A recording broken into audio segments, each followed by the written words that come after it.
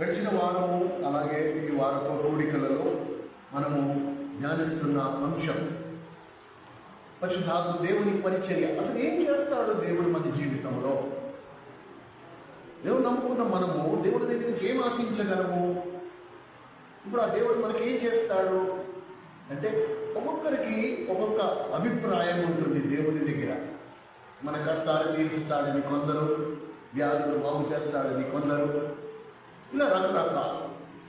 అయితే లేఖనం ఏం చెప్తుంది? ఇది మనం మొదటి దశలోనిక రాసిన పత్రిక 5వ అధ్యాయం 23వ వచనంలో చదువుతూ వచ్చాడు. దేవుడు ఏం చేస్తాడు మనల్ని అంటే, తన కుమారుడైన యేసుక్రీస్తు సారూప్యములోకి మనల్ని తీసుకొస్తాడు. ఆ మాట ఎలా అర్థం చేసుకోవాలి? బాహ్య పోలిక మారుద్దా? మన వేషభూషాలు మారిపోతాయా?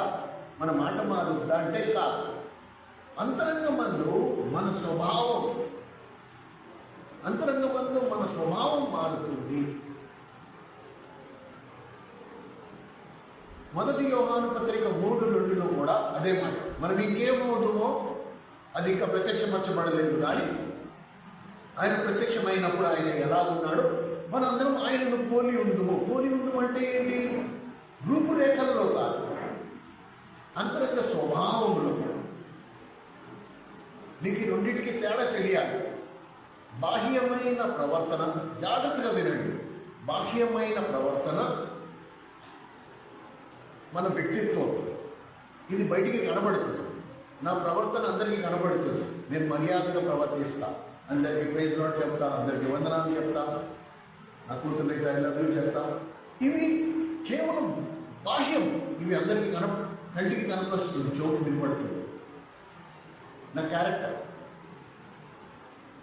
అలాగే నా కాండక్ట్, నా ప్రవర్తన, నా వ్యక్తిత్వం, ఈ బయటికి కనిపించే వీటిలో మార్పు రావడం అనేది క్రైస్తవ్యం కాదు. ఇందులో మార్పు వస్తే అది క్రైస్తవ్యం కాదు, అది మర్యాద. అంటే మన పిల్లలకి మనం నేర్పిస్తాం. అంకల్కి థ్యాంక్స్ చెప్పు, అంకల్కి గుడ్ మార్నింగ్ చెప్పు, ఆంటీకి వందనాలు చెప్పు, మాస్టర్ గారు వచ్చారేగో. ఇది మనం నేర్పిస్తాం, ఇవి బయటికి కనబడతాయి. కానీ అసలు అంతరంగంలో ఏముంది, లోపల ఏముంది పరిస్థితి? కనుక లోపల నాకు లేకపోయినా సరే, ఇప్పుడు బయట నేను కనపరుచుకోవడానికి లోపల లేకపోయినా సరే, బయట నేను ప్రైజ్ లార్డ్ వందనాలు చెప్తా, లేకపోతే మర్యాదగా ప్రవర్తిస్తా. అంటే ఇక్కడ ఏముంది, ఏం కనపడుతోంది? ఒక విధమైన ప్రయాసం ఉంది నాకు. నిజ జీవితంలో అంతరంగంలో నేను అలా లేను, కానీ సమాజంలో మర్యాద కొరకు, సమాజంలో ఒక గౌరవం కొరకు నేను ఒక నటన నటిస్తున్నాను అంతే. నిజంగా లోపల లేదు. కనుక ఇక్కడ ఏముంది? ఇక్కడ నా ప్రయాసం, నేను ప్రయాసపడాల్సి వస్తుంది. మర్యాదగా ఉండడానికి నేను ప్రయాసపడాల్సి వస్తుంది, ఎందుకంటే అంతరంగం నేను అలా లేను. ఇప్పుడు దేవుడు ఏం చేస్తాడు? ప్రభు ఏం చేస్తాడు? పరిశుద్ధాత్ముడు ఏం చేస్తాడంటే, నా అంతరంగాన్నే మార్చేస్తాడు. ఇప్పుడు లోపల ఉన్నదానికి బయట నేను ఉన్నదానికి రెండింటికి వ్యత్యాసం లేకుండా చేసేస్తాడు. ఇప్పుడు నా స్వభావమే దైవ స్వభావంగా మారిపోయినప్పుడు నేను ఇంకా ఆత్మీయుడిగా ఉండేటట్టుగా నటించాల్సిన అవసరం లేదు. లోపల నుండి బయట పెట్టలాగా ఉండాల్సిన అవసరం లేదు. నేను లోపల ఎలా ఉన్నానో బయట కూడా అలాగే ఉంటా. ఇది ఎవరు చేశారు? నా దేవుడు చేశాడు. కనుక దేవుడు ఏం చేయడానికి వచ్చాడు? పాప స్వభావంతో పుట్టిన, జన్మతః కర్మతః పాపిగా పుట్టిన నిన్ను నీ అంతరంగ స్వభావము నుండి దైవ స్వభావంలోకి మార్చడానికి వచ్చాడు. చెట్టు మంచిదైతే దాని పండు మంచిదే, కానీ చెట్టు చెడ్డదైతే దాని ఫలం కూడా చెడ్డదే. కనుక చెడ్డ పళ్ళు ఇచ్చే చెట్టు నువ్వు ఎంత ఎరువు వేస్తే ఏం ప్రయోజనం? ఆ చెడ్డ పళ్ళు ఇవ్వడం మాందది. కనుక ఇప్పుడు ఏం చేయాలా? ఎక్కడి నుంచి మొదలు పెట్టాలా కార్యం? కొమ్మలు నరికేస్తే మంచి పళ్ళు వస్తాయా? రావు. మొదలు నరికేస్తే మంచి పళ్ళు వస్తాయా? రావు. ఏం చేయాలా? వేరుతో సహా తీసివేసి, లేకపోతే ఈ కొమ్మను తెగొట్టి మంచి ఫలం ఇచ్చే చెట్టుకి అతకపడితే ఇప్పుడు ఆ కొమ్మ వేరుపారి ఆ కొమ్మకు వచ్చే పళ్ళు మంచి పళ్ళు వస్తాయి. ఇప్పుడు దాన్ని అక్కడి నుంచి కట్ చేసి భూమిలో వేస్తే అక్కడి నుంచి ఆ చెట్టు మంచి ఫలాన్ని కూడా మొదలు పెడుతుంది. కానీ ఎంతవరకు ఆ కొమ్మ ఈ చెట్టులో ఉందో అంతవరకు చెడ్డ ఫలాలే వస్తుంది. కనుక ఏం చేస్తాడు దేవుడు అంటే చెడ్డ ఫలాలు ఇచ్చే నిన్ను పూర్తిగా వేరుతో ఇదిగో గొడ్డలి వేరులో ఉంచబడి ఉన్నది, పూర్తిగా వేరుతో సహా నరికి వేసి ఇప్పుడు నిన్ను మంచి ద్రాక్ష చెట్టుగా మార్చడానికి నువ్వు ప్రయాసపడక్కర్లా, నువ్వు ఇంకా అందులో ప్రయాసం అక్కర్లా. నీ సర్వసాధారణ అసలు లోపల ఉన్నదే అది, లోపల ఉన్నదే ప్రేమ, లోపల ఉన్నదే మంచిది. ఇక నువ్వు బయట మంచిగా ఉండినట్టుగా ప్రవర్తించగల నువ్వు మంచోడివే, నువ్వు మంచిదానివి. నీకు అందులో నటన జీవితం ఉండదు. ఎందుకంటే దేవుడు అందరినీ క్షమించాడు, కానీ వేషధారిని మాత్రం అస్సలు క్షమించలే. అందుకనే జాగ్రత్తగా ఉండాలి. నాలో నటన ఉండకూడదు, నాలో వేషధారణ ఉండకూడదు. ఒకవేళ నా అంతరంగ జీవితానికి బాహ్య జీవితానికి సరి సమానమైన తూకం లేదు అంటే నేను వేషధారినే, లేనిది ఉన్నట్టుగా నేను చూపిస్తున్నాను కనుక దేవుడు నన్ను క్షమించాడు. ఈ భయం నాలో ఉండాలి. అప్పుడు నేనేం చేస్తా? విశ్వాసిని కాబట్టి ఆ విశ్వాసం ద్వారా దేవుని వైపు చూస్తా. ప్రభు నువ్వు మార్చి నన్ను, ఈ నటన జీవితం నాకు తీసుకొచ్చేసింది, నా అంతరంగ స్వభావం మార్చు. కానీ పరిశుద్ధాత్మ దేవుని పరిచర్య అది మనం మర్చిపో. అది ఏం చేస్తాడు? డాక్టర్ అయితే ఏం చేస్తాడు? ఈ క్యాన్సర్ ఉంది, కడుపులో క్యాన్సర్ ఉంది, ఆ క్యాన్సర్ గడ్డని తీయాలి. ఏం చేస్తాడంటే ఇక్కడ నాటి పెడతాడంట, లోపల గడ్డ తీస్తాడంట, దాన్ని కుట్లేస్తాడు. నీకు తెలుసు ఏం చేస్తాడు. ఇప్పుడు డాక్టర్ మీద నీకున్న విశ్వాసాన్ని బట్టి డాక్టర్ గారు ఎప్పుడు రమ్మంటారు చెప్పండి, నేను ఆ రోజు వచ్చేస్తానంటే అమ్మ ఒక జత బట్టలు తెచ్చుకో, ఇగో ఇలా ఆపరేషన్ ఫారెన్లో చేస్తానంటే ఆ రోజు నువ్వు ధైర్యంగా వెళ్ళిపోతున్నావు. ఆపరేషన్కి నేను సిద్ధపరిచేస్తున్నాను, ఆపరేషన్ థియేటర్లో తీసుకెళ్తున్నాను. నీకు ఎక్కడ కలవరం లేదు, ఎక్కడ భయం లేదు. నీకు తెలుసు ఎందుకు ఏం చేస్తారో తెలుసు. దానివల్ల నువ్వు 10 కాలాలు క్షేమంగా బతుకుతావని నీకు తెలుసు. ఇప్పుడు ఆ విశ్వాసంతో నువ్వు డైరెక్ట్గా డాక్టర్కి అప్పగించుకుంటున్నావు.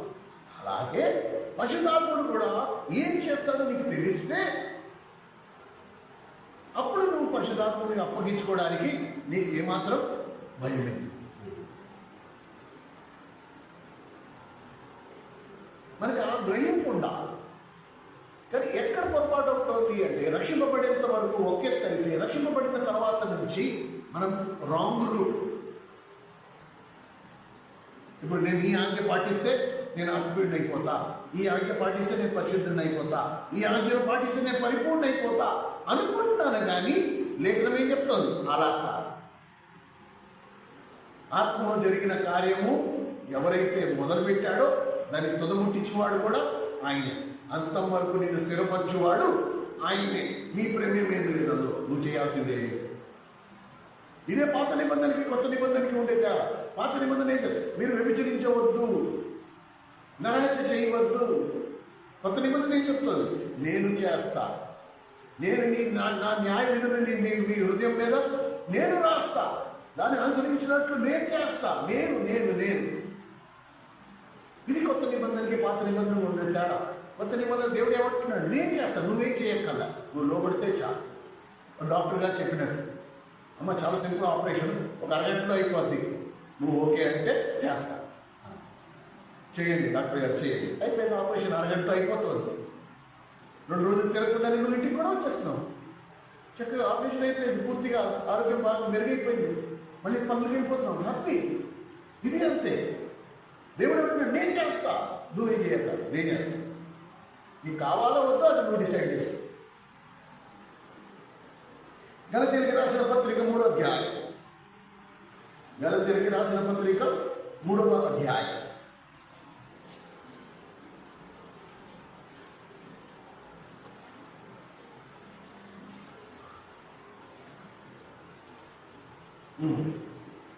రెండవ వచనం,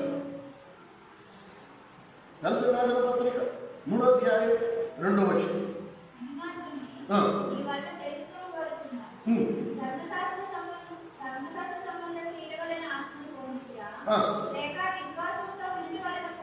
అది ఆత్మను ఎలా పొందారు? ధర్మశాస్త్ర సంబంధమైన క్రియల వల్ల పొందారా, లేకపోతే విశ్వాసం వల్ల పొందారా?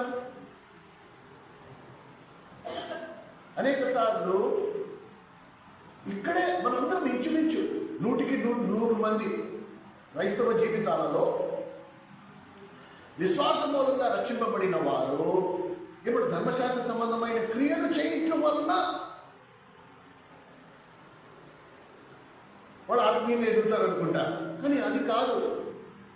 నీలో కార్యము మొదలు పెట్టిన వాడే దాన్ని తొదముట్టించాలి, దాన్ని అంతం చేయాలి, లాస్ట్ వరకు ఆయనే చేయాలి. అందులో నీ ప్రేమయం ఏమీ లేదు. నువ్వు నేను లోబడ్డమే. దాన్ని అర్థం చేసుకోవాలంటే ఎలా అర్థం చేసుకుంటావు? ఆపరేషన్కి హాస్పిటల్కి వెళ్ళాము, ఆపరేషన్ చేశారు, కుట్లు వేశారు.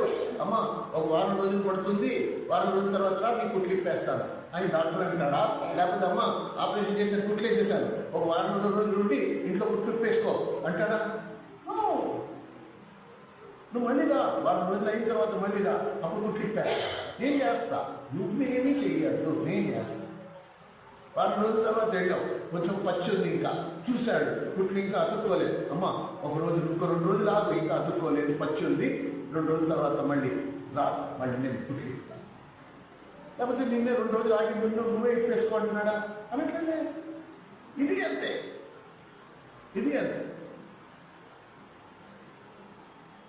కనుక మనం ఇక్కడ ఏం అర్థం చేసుకోవాలి అని గమనిస్తే 3వ వచనం నుండి చూడండి. 3వ వచనం, మీరింత వివేకులైతేనా మొదట ఆరంభించి ఎవడైనా అలా చేస్తాడండి? మీరు ఇంత వివేకులైతేనా మొదట ఆత్మానుసారంగా మొదలు పెట్టారు. మీ పాపాల వరకు కూడా ప్రభు మీ పాపాలు క్షమించాడని మీరు మీ అంతటా మీరే సాక్ష్యం ఇచ్చారు.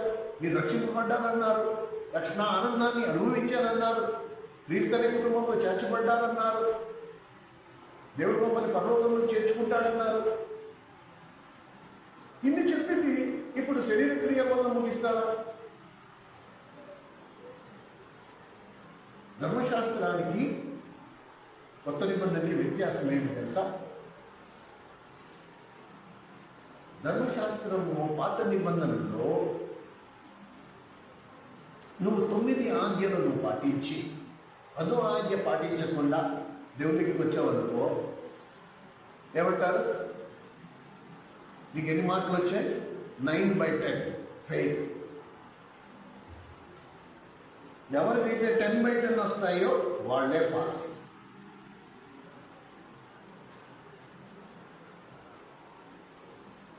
నూటికి 100 పాలు రావాలి.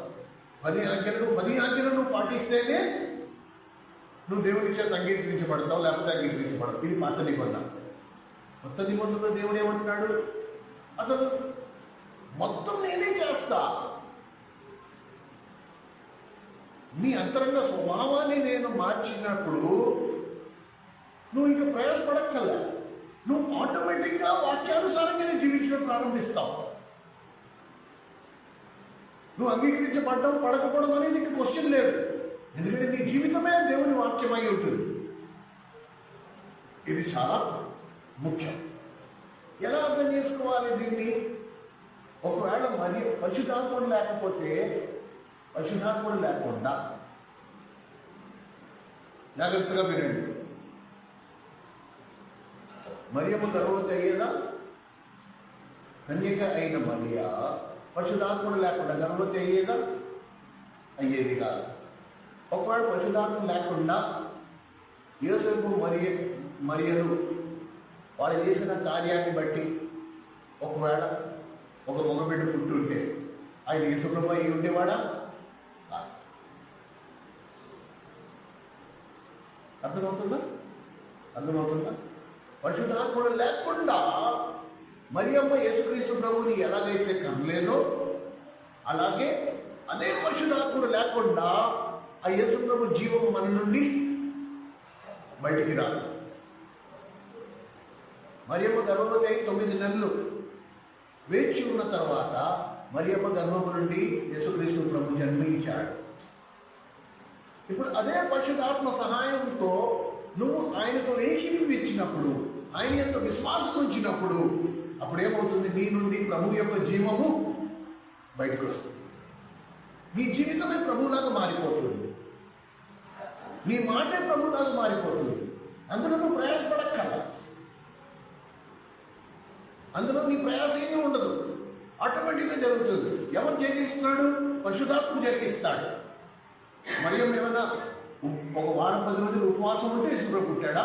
లేదే. మరియమ్మ రాత్రి తెల్లవారు ప్రార్థన చేసే యేసుప్రభు పుట్టాడా? లేదే. అసలు మరియమ్మ పాత్రే లేదు. ఉన్నదల్లా మరియమ్మ తన గర్భాన్ని యేసుక్రీస్తు ప్రభువుని ఈ లోకంలోకి తీసుకురావడానికి అప్పగించుకుంది. అంతే ఆమె పెట్టుబడి. మిగతాకి ఏమీ లేదు, ఏమీ చేయలేదు. ఆమె గర్భవతి అయింది, 9 నెలలు అందరూ స్త్రీలందరూ ఉండేటట్టు ఆమె కూడా ఉంది. Bus finish. మరి కూడా డౌట్ వచ్చింది, ఇది ఎలా సాధ్యం? నాకు అసలు వివాహమే కాలేదు, నేను ఏ పురుషుని ఇంతవరకు కలుసుకోలేదు, నేను ఎలా గర్భవతి అవుతాను అంటే దేవుడేమన్నాడు? పరిశుద్ధాత్మ వల్ల ఇది సాధ్యమే. అలాగే ఈరోజు నీకు నాకు డౌట్ రావచ్చు, అసలు నా స్వభావమే అలాంటిది కాదు. నా అంతరంగ సంగతి నా మటుకు నాకు తెలుసు, నా పెళ్ళానికి తెలియకపోవచ్చు. నాకు తెలుసు కదా నేను ఎంత దుర్మార్గుడినో. ఇది ఇప్పుడు అలాంటి దుర్మార్గుడినైనా నేను సాధులాగా మారిపోవడం ఇది సాధ్యమేనా? ఇది ఎలా సాధ్యం అంటే పరిశుద్ధాత్మ ఏమంటున్నాడు? ఇది పరిశుద్ధాత్మునికి సాధ్యం. పరిశుద్ధాత్మ చేయగలడు, దేవుడు చేయగలడు. నువ్వు నమ్మితేనే అది అద్భుతం అవుతుంది. మిరాకిల్. ఇది ఎలా సాధ్యం? పాప స్వభావంతో పుట్టిన నేను ఇది ఎలా కుదురుతుంది? నాలో ఎలాంటి ఈ మాట ఎలా వస్తుంది?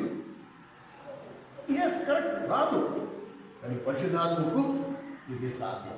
మనుషులుగా సాధ్యం, నీకు సాధ్యం, నాకు అసాధ్యం. అందుకనే చూడు, నువ్వు నేను ఎప్పుడైతే ప్రయాసపడతామో, నేను ఇంకా కోపగించకూడదబ్బా, కోపగిస్తే నరహత్య చేసిన సమానం అన్నాడు దేవుడు. నరకానికి వెళ్తానన్నాడు, నేను ఇంకా కోపగించను అన్నా. నువ్వు ప్రయాసపడుతున్నాను, నీ రోజులు ఏమవుతుంది? నువ్వు మళ్ళీ కోపడుతూనే ఉంటావు. ఎందుకు? అది నీ ప్రయాస. కానీ ఒకవేళ పరిశుద్ధాత్ముడు లోపల నుంచి కార్యం చేస్తే నీ ప్రయత్నం ఉండదు, నీకు అసలు కోపమే రాదు. అది ఎప్పుడు జరుగుతుంది? మరియమ్మ గర్భం ఎలాగైంది? ఎప్పుడైతే మరియమ్మ పరిశుద్ధాత్మతో ఒప్పుకుందో, సరే అయితే నువ్వు చెప్తే నేను నమ్ముతున్నా, నా విశ్వాసం సన్నగిల్లకుండా నువ్వే సహాయం చేయి, నా విశ్వాసం వృద్ధి పొందించు, నేను ఏకీభవిస్తా. మరి మరియమ్మ అందరూ నువ్వు బాగా అర్థం చేసుకో. వివాహానికి ముందు నువ్వు గర్భవతి అయ్యావంటే సామాన్యంగా ఉండదు. 4 రకాలుగా అంటారు. అంటే అన్నారు. సత్యమేంటో నాకు తెలుసు కదా ప్రభా, ఓకే, కానీ నేను ఒప్పుకుంటాను, నేను లోపడతా. ఇదే మాట ఉదయం అన్నాడు. నువ్వు దేవునితో కలిసి నడిస్తే నీకు పూదండలు రావు, సన్మానాలు శాల్వాలు కప్పరు. అలా కప్పుతున్నారంటే నువ్వు దేవునితో కాదు, సాతానుతో నడుస్తున్నావు. ఎందుకంటే సాతానే కోరుకున్నాడు, నాకు సాగిలు పడితే ఈ లోక మహిమంతా నేను నీకు ఇస్తాను. కానీ ఎక్కడైతే సన్మానాలు ఉన్నాయో, ఎక్కడైతే శాల్వా కప్పడాలు ఉన్నాయో, అక్కడ ఎవరున్నారో మనకి అర్థమైపోవాలి. మరి ఏమో ఒప్పుకుంది. 4 రకాలుగా మాట్లాడి, నువ్వు చూడు, పెళ్లి కాక మొదలై గర్భవతి అయిపోయింది. కానీ మరియమ్మకు యోసేపుకు సత్యమేంటో తెలుసు, ఇది పరిశుద్ధాత్మ వలన జరిగిన కార్యం. ఆ రోజు ఆమె ఒప్పుకున్న దానిని బట్టి ఈరోజు భూమి మీద మానవ జాతంతటికి రక్షణ లభించింది. కనుక ఈ సమాజంలో ఉంటున్న మనము, దేవుని కొరకు జీవిస్తున్న మనము, దేవుని ఆత్మచేత నడిపించబడుతున్న మనము, మనకి సన్మానాలు లేకపోవచ్చు, మన మీద నిందలు రావచ్చు, మన మీద రాడి పడవచ్చు. కానీ అక్కడ దేవుని రాజ్యంలో మనకి సమృద్ధి ప్రవేశం, దేవునిలో మనకి సమృద్ధి ప్రవేశం. మన ఇంట్లో నిత్యము దేవుని సన్నిధి. మనం ఎక్కడికి వెళ్ళినా మనతో పాటు దేవుని సన్నిధి.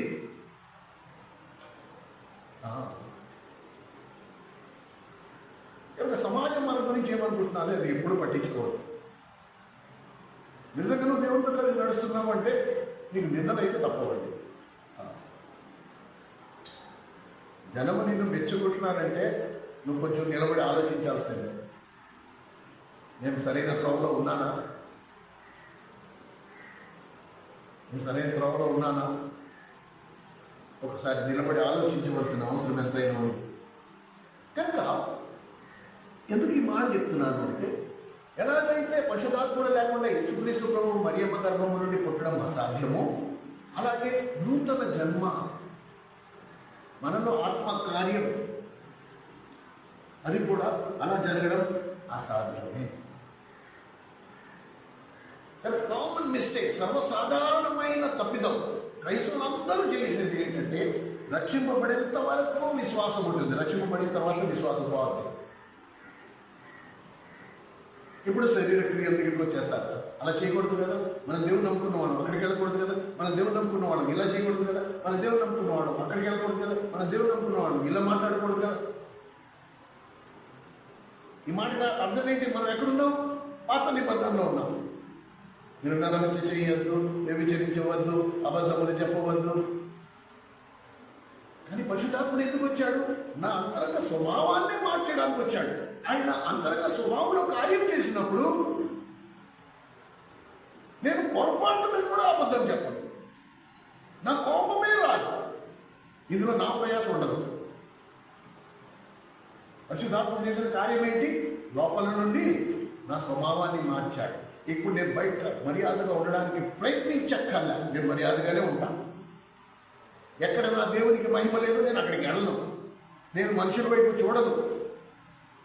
నా దేవుడే నా పక్కన ఉంటే, నా దేవుడే నా కుటుంబంలో ఉంటే, నా దేవుడే నాలో ఉన్నప్పుడు నేను ఇక మనుషులతో నాకు పనే ఉంటుంది, లోకంతో నాకు పనే ఉంటుంది, ఈ సమాజంతో నాకు పనే ఉంటుంది. దేవుడు నన్ను వెలుగుగా మార్చాడు కనుక చీకట్లో ఉన్నవారు వెలుగులోకి వస్తారు, నేను చీకట్లోకి వెళ్ళాల్సిన అవసరం లేదు. ఇన్ఫాక్ట్ నేను ఎక్కడికి వెళ్ళినా అక్కడ వెలుగు ఉంటుంది.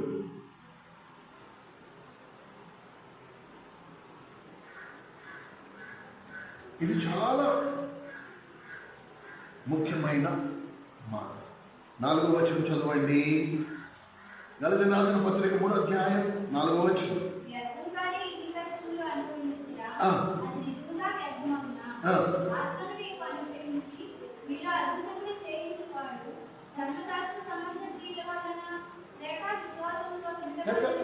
అద్భుతం ఏంటి? అద్భుతము ఏంటి? అద్భుతము వ్యభిచారము స్వభావం కలిగిన వాడు, నరహత్య చేసే స్వభావం కలిగిన వాడు, ఇతన్ని చీల్చి చెండాలే స్వభావం కలిగిన వాడు సడన్ గా దేవదూతగా మారిపోయాడు. అద్భుతం కాదా? అద్భుతం కదా ఇది? ఇది ఎలా జరిగింది? విశ్వాసం మూలంగా జరిగింది. ఒకప్పుడు నేను ఎలా పుట్టి నేను ఘోర దుర్మార్గుడినైనా నేను ఆ పరిశుద్ధాత్మ దగ్గరికి వచ్చి నా పాపములు ఒప్పుకున్న తక్షణమే ఆయన నాలో చేసిన కార్యం ఎంత అద్భుతమైన కార్యం చేశాడంటే దేవదూతగా మారిపోయా. ఈరోజు 50 మందికి 100 మందికి జీవ మార్గాన్ని చూపించే ధన్యతలకు తీసుకొచ్చాడు దేవుడు. ఇది అద్భుతం కదా? ఇది ఎలా జరిగింది? విశ్వాసం మూలంగా జరిగింది. దేవుడు ఉన్నాడు, తను వెతుకువారికి ఫలం దయచేవాడు. ఇదంతా మనం నమ్మాము కాబట్టి ఈరోజు నువ్వు ఇక్కడ ఉన్నావు, ఇక్కడ కూర్చున్నావు. ఆ 2 గంటలవని, 2:30 గంటలవని, 3 గంటలవని కూర్చుని వాక్యము వింటున్నావు. ఎందును బట్టి? ఆయన మీద నీకున్న విశ్వాసంను బట్టి. అంతేకాని ఏదో నాకు ఇక్కడ దొరుకుతుంది అని కాదు, ఇక్కడ ఏదో నాకు దివ్యశక్తులు వచ్చేస్తాయి అని కాదు, నా కష్టాలన్నీ తీరిపోతాయి అని కాదు, నా రోగాలన్నీ పోతాయి అని కాదు. నానే కాదు, నా వ్యక్తిత్వం, నా అంతరంగ స్వభావం రూపాంతరం చెందాలి, నాలో క్రీస్తు స్వభావం ఏర్పడాలి. అందుకొరకు మనం దేవుని దగ్గరికి వస్తున్నాం. కనుక ఒకవేళ లోపల స్వభావం బాగుంటే బయట ఆటోమేటిక్గా మారిపోద్ది అంతా. గిన్నె లోపల శుభ్రమైతే గిన్నె వెలుపల ఆటోమేటిక్గా శుభ్రం అవుతుంది. ఇది మనమందరం స్పష్టంగా అర్థం చేసుకోవాలి. అయితే శరీర క్రియల మూలంగానే ఒకవేళ జరిగినట్లయితే,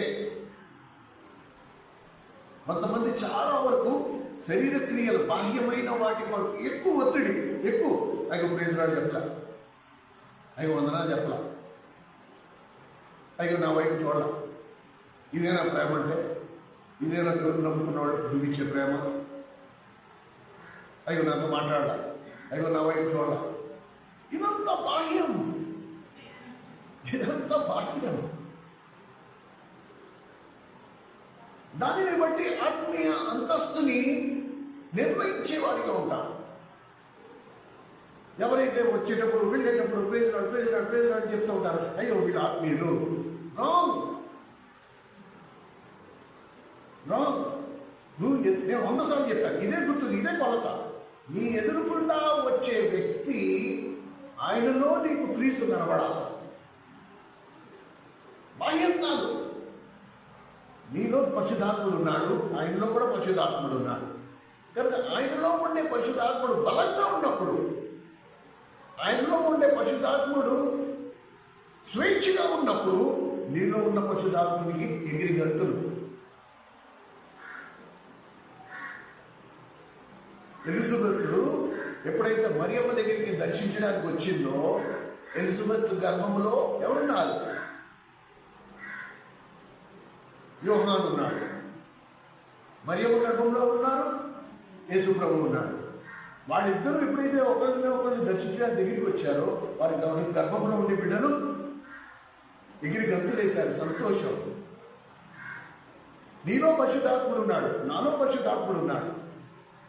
నీలో ఉన్న పరిశుద్ధాత్మునికి ఆ స్వేచ్ఛ ఉండి, నాలో ఉన్న పరిశుద్ధాత్ముడు కూడా స్వేచ్ఛ ఉన్నప్పుడు, ఎప్పుడైతే నువ్వు నేను ఎదురెదురు పడతామో, మనలో ఉండే పరిశుద్ధాత్ముడు వెంటనే సంతోషించి గంతులేస్తాడు. ఇది నీకు తెలుస్తుంది, ఆటోమేటిక్గా తెలుస్తుంది.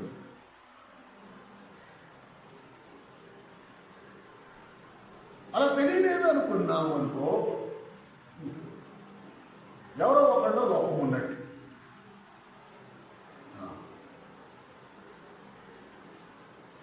కానీ ఇది మనము అర్థం చేసుకోవాలి. ఇక శరీర క్రియల దగ్గరికి వద్దాం. మళ్ళీ శరీర క్రియలు ఇంకొక మాట రాస్తుంది, చదవండి. అది కూడా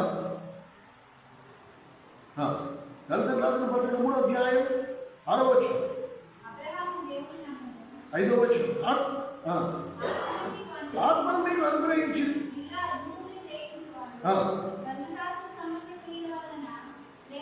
విశ్వాసం వలన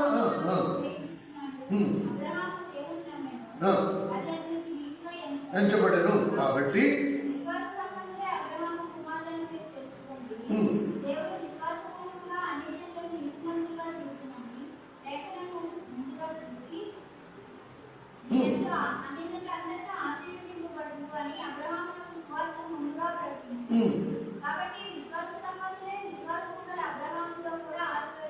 బడుదురు. ధర్మశాస్త్రం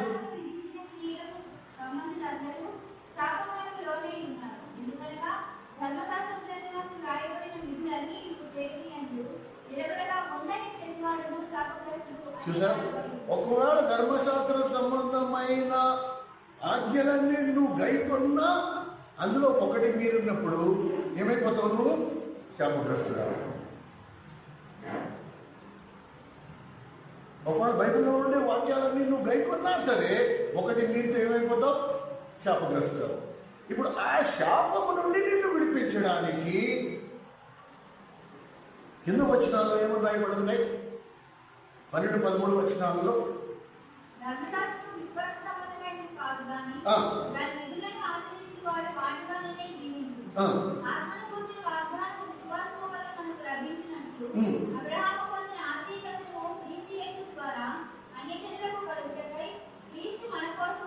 అదిగో.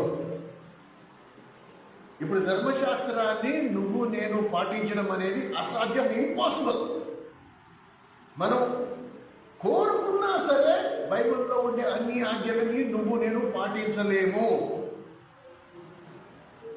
ఈ సంగతి తెలుసు దేవునికి. అందుకని దేవుడు ఏం చేశాడు? నీవు నేను శాపగ్రస్తులుగా ఉంటామని చెప్పి ఆ శాపము నుండి నిన్ను నన్ను తొలగించడానికి ఏమైపోయాడు? తానే శాపగ్రస్తుడిగా మారాడు. ఆ శాపము తన మీద వేసుకుని నీ మీద నా మీద ఉండే శాపముని తొలగించాడు. ఎలా తొలగించాడు? నీ మీద ఉండే శాపం ఎలా పోయింది? శాపమునకు ఉండే శాపానికి ఆపోజిట్ ఏంటి? ఆశీర్వాదం.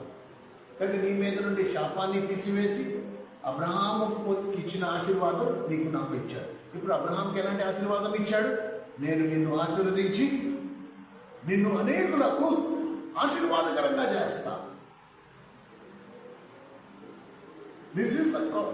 ఇప్పుడు ఆత్మీయ జీవితానికి అత్యంత విలువైన మాట కూడా చెప్తారు.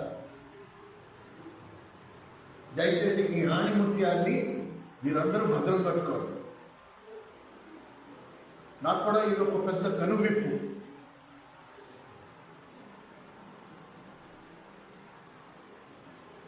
గలతీ రాసిన పత్రిక 3వ అధ్యాయం 13-14 వచనాలు చదివితే నాకేమనిపించిందంటే, దేవుడు అన్నాడు, ఎప్పుడైతే ఒక అపవిత్ర ఆత్మను ఒక వ్యక్తిలోంచి అపవిత్ర ఆత్మను వెళ్ళగొట్టిన తర్వాత ఆ హృదయాన్ని కనుక ఖాళీగా ఉంచితే, ఆ ఇంటిని కనుక ఖాళీగా ఉంచితే, ఆ బయటికి వెళ్ళగొట్టిన అపవిత్ర ఆత్మ ఏం చేస్తుంది? మరి 7 చెడ్డ ఆత్మలను తీసుకొచ్చి మళ్ళీ ఆ ఇంట్లోకి ప్రవేశిస్తుంది. ఆ ఇల్లు ఎవరు? నువ్వు, నేను. సరేనా? ఆత్మీయ జీవితంలో స్థిరత్వము లేకపోవడానికి మూల కారణం చెప్తున్నాను. ఇప్పుడు జాగ్రత్తగా వినండి. దేవుని లేఖనాన్ని మనం వింటున్నాం ప్రతి వారం. పరిశుద్ధాత్మ మనతో మాట్లాడుతున్నాడు. ఉదాహరణకి, కోపగించు ప్రతివాడును తన సహోదరుని నరహత్య చేసినంత పాపము వాడి నరకాన్ని పాత్రుడని రాశాడు. కనుక కోపగించడం అనేది నరహత్య చేసినంత పాపమని నీకు నాకు తెలుసు. ఓకే? ఇప్పుడు దేవుని మీద ఆధారపడి రాత్రి పగళ్ళు కన్నీరు పెట్టుకుని ప్రభుని అడిగా, ప్రభా ఈ కోపం నాలోంచి పోవట్లేదు.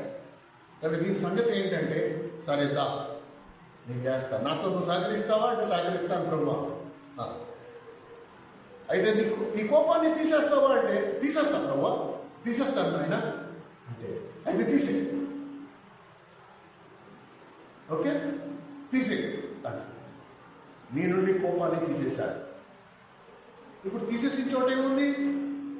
ఖాళీ. తీసేసిన చోట ఏముంది? ఖాళీ అయిపోయింది. నీ నుండి కోపాన్ని తీసేశాడు. నీకు మళ్ళీ ఎప్పుడు నీ కోపం రాదు. ఖాళీ అయిన చోట నువ్వు ఏం నింపుకోవాలి? కోపానికి ఆపోజిట్ ఏంటి? ద్వేషానికి ఆపోజిట్ ఏంటి?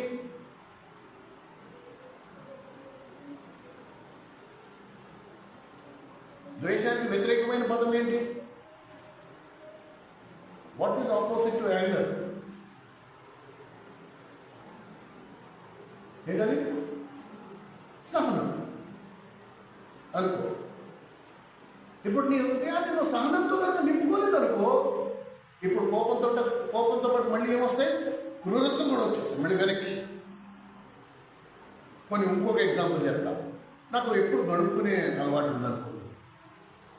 ఎంత చేసినా, ఏది చేసినా, మరిసక్క ఎంత బాగా కూర వండినా సరే నేను గొడుక్కుంటాను. ఏదో ఇందులో ఇది లేదు, అది లేదు, ఈ కూర ఉండవు, అది కూడా చేయొచ్చు కదా, అది ఎందుకు చేయలేదు, నేను ఎప్పుడు గొడుక్కుంటున్నాను. ఇప్పుడు దేవుడి లేఖనం ఏం చెప్తుంది? ఫిలిప్పీయులకు రాసిన పత్రిక 2వ అధ్యాయంలో మీరు గొడగకయు సనగకయు ప్రతి విషయము కృతజ్ఞత కలిగి మీ దేవుని తెలియపరచు.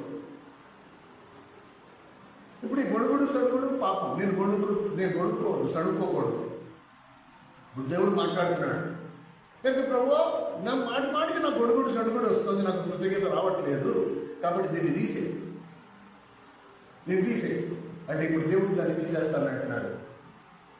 ఎప్పుడైనా దేవుడు నాలోంచి గొడుగుడు తీసేశాడో, ఆ గొడుగుడు తీసేసిన ప్లేస్లో ఏముంటుంది? ఇంకేముంటుంది? ఖాళీ.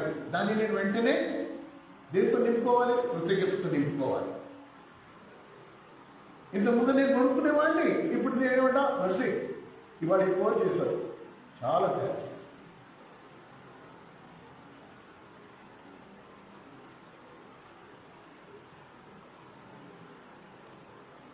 దేవుడు కార్యం చేస్తున్నాడు,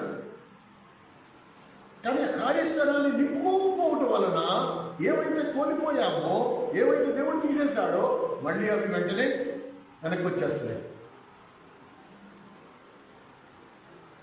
ప్రభు మనల్ని విమోచించాడు. విమోచనము అనే మాటకు అర్థం ఏంటి? బంగారం తాకట్టు పెట్టాము, ఇప్పుడు దాన్ని విడిపించుకోవాలి. విడిపించుకోవాలని ఏం చేయాలి? క్రయం చెల్లించాలి. క్రయం చెల్లించి ఆ బంగారాన్ని విడిపించాలి. అలాగే దేవుడు నిన్ను విమోచించాడు, విడిపించాడు. ఎలా విడిపించాడు? నువ్వు నేను శాపగ్రస్తులం, మ్రానుకి కట్టబడిన వారు, మ్రాను మీద వేలాడవలసిన వారు. అలాంటి మనము ఆ మ్రాను నుంచి నిన్ను బయటికి తీసుకురావడానికి, ఆ శాపము నుండి విడిపించడానికి ఆయన మ్రాను మీదకి ఎక్కాల్సి వచ్చింది. ఇప్పుడు జీవం కలిగిన దేవుడు మ్రాను మీద వేలాడాడు కాబట్టి, ఆ మ్రాను మీద తన ప్రాణాన్ని బలిగా అర్పించాడు కాబట్టి, ఇప్పుడు నువ్వు నేను దాని నుండి విడిపించబడ్డాము. ఆ శాపము నుండి విడిపించబడ్డాము. ఆ శాపము నుండి విడిపించబడితే ఇప్పుడు శాపము ఎక్కడుండేదో అక్కడ శాపాన్ని తీసేశాడు. అక్కడ ఏముంది? నాడి. ఇప్పుడు దాన్ని దేంతో నింపాలి? ఆశీర్వాదంతో నింపాలి. ఏ ఆశీర్వాదము? దేవుడు అబ్రహాముకి ఇచ్చిన ఆశీర్వాదం. దేవుడు నిన్ను ఆశీర్వదించి నిన్ను అనేకులుగా. మనం ఎక్కడ ఉండిపోయాము? శాపం తొలగిపోయింది, ఫినిష్. ఇక్కడ మునిగితే అక్కడ తేలుతాం అని నేను ఆశీర్వదింపబడ్డానా? నేను ఆశీర్వాదకరంగా మారానా లేదా? నా వల్ల ఎవరికైనా ఆశీర్వాదం ఉందా లేదా? ఇది చూసుకోవట్లా. ఇక్కడ ఇంకొక మాట చెప్పాలి మీరు. ఇక్కడ ఇంకొక మాట చెప్పాలి. నన్ను దేవుడు ఆశీర్వాదకరంగా చేయాలి తప్ప, ఇప్పుడు లేఖనము నన్ను ఆశీర్వాదకరంగా దేవుడు చేశాడని విని నేనే ఆశీర్వాదకరంగా ఉండడానికి ప్రయత్నిస్తే జనం విసిగిపోతారు.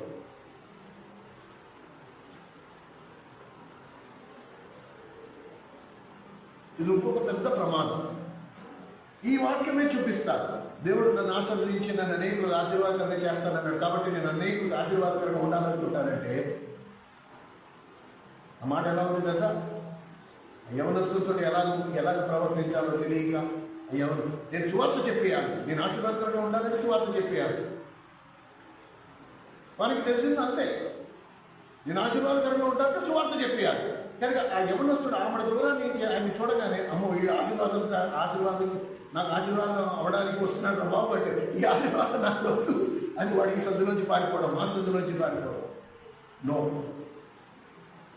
నేను ఎవరికి ఎప్పుడు ఆశీర్వాదకరంగా ఉండాలనుకోలేదు. దేవుడు నన్ను ఆశీర్వాదకరంగా దేవుడు చేయాలి, అప్పుడు నేను నీకు ఆశీర్వాదకరంగా ఉంటాను. నా అంతటి నేను ఆశీర్వాదకరంగా ఉన్నాను. నీకంటే నాకు అనుభవం ఎక్కువ ఉంది కాబట్టి నేను చెప్తాను, విను.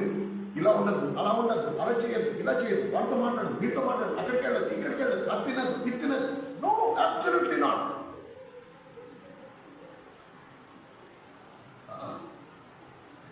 దేవుడు నిన్ను ఆశీర్వాదకరంగా మార్చాలి తప్ప నువ్వు ఎవరికి ఆశీర్వాదకరంగా ఉండడానికి ప్రయత్నించు. నో, నువ్వు నేను ఎవరికి ఆశీర్వాదకరం కాలేదు. అది దేవుడు చేయాలి మనలో కార్యం. కనుక ఈ సత్యాన్ని ఎప్పుడు మర్చిపోవద్దు. ప్లీజ్ డోంట్, ఈ సూత్రాన్ని మర్చిపోవద్దు. దేని నుండి నువ్వు విడిపించబడుతున్నావో, విడిపించబడ్డావని పరిశుద్ధాత్ముడు నీకు తెలియపరిచినప్పుడు దాన్ని వెంటనే దేంతో నింపుకోవాలి? దాని ఆపోజిట్.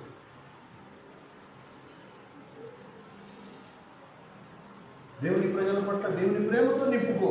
అప్పుడు దేవుని నీకు ప్రజల మీద ఉన్న కోపం నుండి నువ్వు విడిపించబడతావు.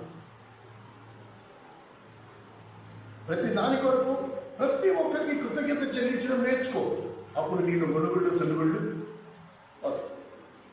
Opposite. Try to find an opposite word. ఇది పాపము అని తెలిసినప్పుడు దాని ఆపోజిట్ దాంతో నింపుకోవడం ప్రయత్నించి పరిశుద్ధాత్ముడు అప్పుడు ఈ బలహీనత నుండి నిన్ను నన్ను విడిపిస్తా. ఇలాగా మనము ఈ విషయాలు ఎప్పుడు ఎన్నటికీ మర్చిపోవాలి. You should never forget. ఎందుకు ఈ మాట చెప్తున్నాను అంటే, దేవుడు మనలో చేసిన కార్యం, ఆ మదుపు విడిపించడం అనేది సర్వసాధారణంగా జరగల, సామాన్యంగా ఏం జరగల. నిన్ను విమోచించడానికి తాను మ్రాను మీద వేలాడాల్సి వచ్చింది. నన్ను మదుపు చెల్లించి, క్రయం చెల్లించి నన్ను విడిపించడానికి తాను ఆ శాపం తన మీద వేసుకోవాల్సి వచ్చింది. కనుక నా మీద ఉన్న శాపాన్ని తీసేశాడు కనుక ఇప్పుడు దాన్ని దేంతో నింపుకోవాలి? ఆశీర్వాదంతో నింపుకోవాలి. అలా చెయ్యని ఎడల మళ్ళా నాకు ఆ శాపం మరి 7 శాపాలతో నన్ను కొంచెం తిరిగి నా మీదకి వస్తుంది. ఇది మనం ఎప్పుడైనా మర్చిపోకుండా ఉండాల్సిన సంగతి. పరిశుద్ధాత్మను మనమందరం కలిగి ఉన్నాం. ఉదయం దేవుడు మాట్లాడిన మాట ప్రకారంగా విశ్వాసముతో నువ్వు ఫస్ట్ నీకు నమ్మకం ఉండాలి. దేవుడు నీలో తన ఆత్మను ప్రవేశపెట్టాడు. ఆ ఆత్మ నీకు సాటి అయిన సహాయంగా ఉన్నాడు. నీకు ఆ సహాయం, ఈరోజు నాకు ఈ బలహీనత నన్ను వెంటాడుతోంది, పరిశుద్ధాత్మ దేవా నువ్వు నాలో ఉన్నావు, నువ్వు నాకు సహాయం చేయి అంటే సహాయం చేస్తాడు. నా బాధ్యతను పడతానంటే ఓకే, అయ్యో నేను ఉన్నా కూడా నన్ను అడగలేదు చూసావా, నన్ను గుర్తించలేదు చూసావా అని బాధపడదు. కనుక క్రైస్తవ సమాజంలో మనం అర్థం చేసుకోవాల్సిందంటే ఏంటంటే నాకు ఏ గుర్తింపు వద్దు, నాకు ఎప్పుడు ప్రజలు చెప్పక్కల్లా, నన్ను ఎప్పుడు చూడక్కల్లా. నా మనసుకు అనిపించింది నేను అందరినీ పలకరిస్తా, అది నా స్వభావం. నీకున్న స్వభావం అందరికీ ఉండాలనుకునేది లేదు, అడగలేదేమో బహుశా. ఇది మనం గ్రహించాలి. ఇప్పుడు అబ్రహాంకి ఇచ్చిన ఆశీర్వాదం ఏంటి? అసలు దేవుడు అబ్రహాంకి ఏం ఆశీర్వాదం ఇచ్చాడు? ఆదికాండము 12వ అధ్యాయం.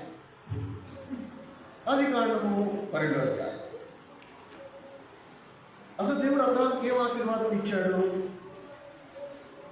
అబ్రహాంకి ఇచ్చిన ఆశీర్వాదము అన్యజనులైన మీకు లభించినట్లు అని రాస్తుంది కదా. అసలు అబ్రహాంకి ఇచ్చిన ఆశీర్వాదం ఏంటి? 4వ వచనం, 12వ అధ్యాయం 4వ వచనం.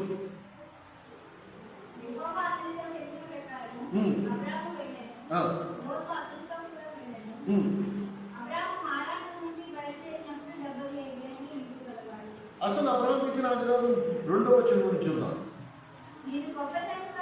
నిన్ను గొప్ప జనముగా చేసి నిన్ను ఆశీర్వదించి, అది నేను నిన్ను ఆశీర్వదిస్తా, నిన్ను గొప్ప జనంగా చేస్తా, నువ్వు ఆశీర్వాదకరంగా ఉండు. ఇది అబ్రహాంకి దేవుడు ఇచ్చిన వాగ్దానం, ఆశీర్వాదం. ఏమండి, ఇదే ఆశీర్వాదము కొత్త నిబంధనలో పరిశుద్ధాత్ముడు నీకు నాకు ఇస్తాడండి. నేను నిన్ను ఆశీర్వదించి నీ మీద ఉన్న శాపాన్ని తీసివేయాలంటే ఆ ఖాళీ స్థలము, శాపము తీసివేసిన ఖాళీ స్థలంలో ఆశీర్వాదంతో నేను కూర్చాను. అలా చెయ్యని ఎడల ఆ శాపము వెళ్ళి మళ్ళీ 7 రకాల శాపంతో నీలోకి ప్రవేశిస్తుంది. కానీ ఇప్పుడు ఆశీర్వాదం ఏంటి? నన్ను ఆశీర్వదించి నన్ను అనేకులకు ఆశీర్వాదకరంగా చేస్తాడు. ఇది ఆశీర్వాదం. అయితే ఇక్కడ ఒక్కొక్క పాఠం మనం నేర్చుకోవాలంటే ప్రతి దాంట్లో దేవుడు మనకు ఒక లెసన్, ఒక పాఠము దాచి ఉంచాడు. అసలు అబ్రహాంకి చెప్పిన మాట ఏంటి? నిన్ను ఆశీర్వదించి నేను అనేకులకు ఆశీర్వాదకరంగా చేస్తాను. ఎప్పుడు? 11వ అధ్యాయం చూడండి మీరు, 31వ వచనం.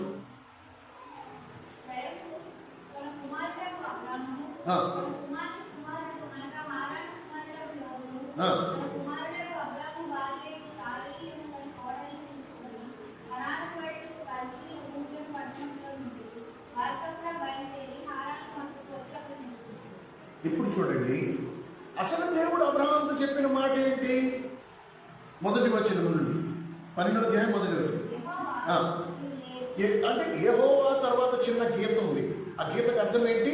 ఆ తర్వాత నువ్వు చదువుతున్న మాట దేవుడు పలికాడు. అసలు దేవుడు ఏమన్నాడు అబ్రహాంతో? నీవు లేచి నీ దేశము నుండి, నీ బంధువుల నుండి, నీ తండ్రి ఇంటి నుండి బయలుదేరి నేను నీకు చూపించబో దేశములకు వెళ్ళుము. కనుక దేవుడి ఎంత స్పష్టంగా చెప్పాడు. ఏం చెప్పాడు?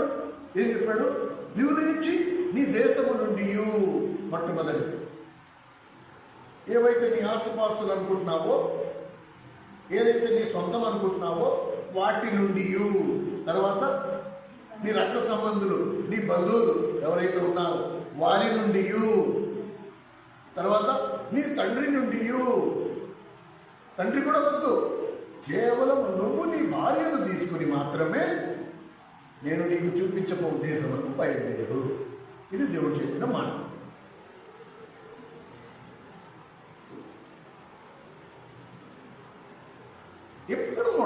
ఎప్పుడు కూడా బాగా జ్ఞాపకం ఉండించుకోండి. దేవుని ప్రజలు, మానవ నైజం ఎలా ఉంటుందంటే దేవుడు చెప్పింది పూర్తిగా పాటించం, సగమే. దేవుడు చెప్పింది చెప్పినట్టుగా మనం చేస్తే అసలు సమస్యలే ఉండవండి మన జీవితాలలో. దేవుడు చెప్పింది చెప్పినట్టుగా చేస్తే మన జీవితాల్లో ఎటువంటి సమస్యలు ఉండవు. కానీ మనం ఏం చేస్తున్నాము? దేవుడు చెప్పింది చెప్పినట్టుగా కాకుండా సగమే అలా చేస్తున్నాం. దేవుడు ఏం చెప్పాడు అబ్రహాముతో? నీ దేశము నుండి, బంధువుల నుండి, నీ తండ్రి ఇంటి నుండి నీ భార్యను తీసుకుని నువ్వు బయలుదేరంటే అబ్రహాం ఏం చేశాడు? కూడా తండ్రిని, లోతును కనుక పాటించింది. ఎంత పాటించాడు? దేశము నుండి మాత్రమే బయలుదేరాడు. తన బంధువుల్లో లోతును వదులుకోలేదు, వృద్ధాప్యంలో ఉన్న తండ్రిని వదులుకోలేదు. ఇంకా అక్కడి నుంచి సమస్యలు మొదలు. ఎంతవరకు వచ్చింది? ఇంకొక 10 కాలాలు ఆ తండ్రి బతకాల్సిన తండ్రిని దేవుడు ఏం చేయాల్సి వచ్చింది? తీసేయాల్సి వచ్చింది.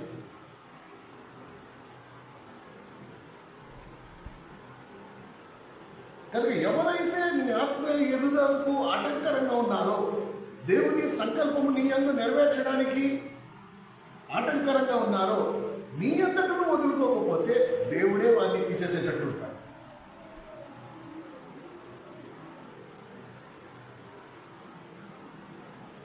కనుక చరిత్ర మనకి తెలుసు. అబ్రహాము తండ్రి అయిన తెరహు మరణించాడు. లేకపోతే అబ్రహాముతో దేవునికి ఉన్న సంకల్పం, దేవునికి ఉన్న ఆలోచన అది నెరవేర్చబడదు. ఆ తండ్రి అడ్డుగా ఉన్నాడు, తండ్రిని తీసేయాల్సి వచ్చింది. ఆ తర్వాత తీసేశాడు. లోతు మళ్ళీ వేలాడుతున్నాడు. లోతు అడ్డుగా ఉన్నాడు. ఇప్పుడు లోతుకి అబ్రహాంకి తగ్గు పెట్టాల్సి వచ్చింది. లోతును తీసేశాడు. మనము అంతే.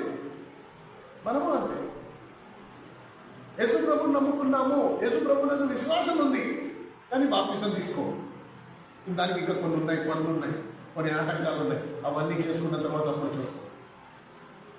ఐగుప్తు నుండి బయటకు వచ్చాం, కానీ కానానులోకి ప్రవేశించాం. చూసా, అన్ని సగమే. ఇది మానవ నైజం అండి. దానివల్ల ఏమవుతుంది? దేవుని కార్యము సగంలో ఆగిపోతుంది. నువ్వు అడ్డు. దేవుడు నిన్ను ఆశీర్వదించి నేను అనేకులకు ఆశీర్వాదకరంగా చేస్తాను అన్న కార్యానికి నువ్వే పెద్ద బండరాయిలా అడ్డుగా నిలబడుతున్నావు. కనుక నీ వల్ల నీ వ్యక్తిగతంగా నీ జీవితానికి ఉపయోగం లేదు, నీ కుటుంబానికి ఉపయోగం లేదు, సమాజానికి కూడా ఉపయోగం లేకుండా అయిపోయింది. దేవుడు అంటున్నాడు, నేను నిన్ను ఆశీర్వదిస్తా, నిన్ను అనేకులకు ఆశీర్వాదకరంగా చేస్తా. అది జరగడం ఆగిపోయింది. కారణం, భూ సంబంధమైంది దేన్నో దాన్ని గట్టిగా ఇంకా పట్టుకుని వేలాడుతున్నాం, వదులుకోవట్లేదు. నీ దేశము నుండి, నీ బంధువుల నుండి, నీ తండ్రి ఇంటి నుండి. ప్రభు ఏమన్నాడు? నీ తల్లిదండ్రులను, నీ అక్క చెల్లెలను, నీ అన్నతమ్ములను, నీ ప్రాణము, నీ భార్య బిడ్డలతో సహా నువ్వు దేశించుకుంటే నువ్వు నాకు శిష్యుడివి అన్నారు.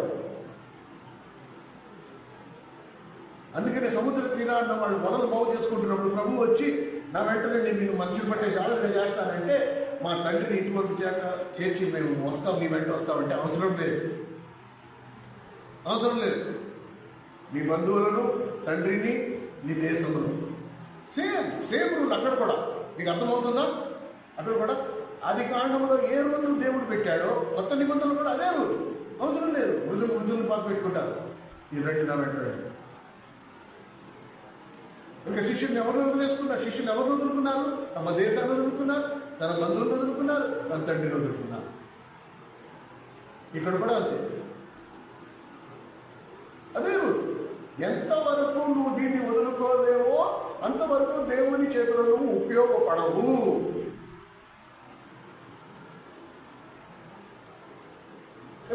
చెప్పింది చెప్పినట్టుగా ఒక్క పొర్లు కూడా తప్పకుండా నువ్వు పాటించినప్పుడే నీలో ఆత్మకార్యము ప్రారంభమవుతుంది. అంతవరకు దేవుడు నిన్ను ఏమి కావాలనుకుని కూడా దేవుడు ఏమీ చేయలేడు. నీ బంధువుల నుండి, నీ రక్త సంబంధికుల నుండి, నీ తండ్రి ఇంటి నుండి నువ్వు విడిపో.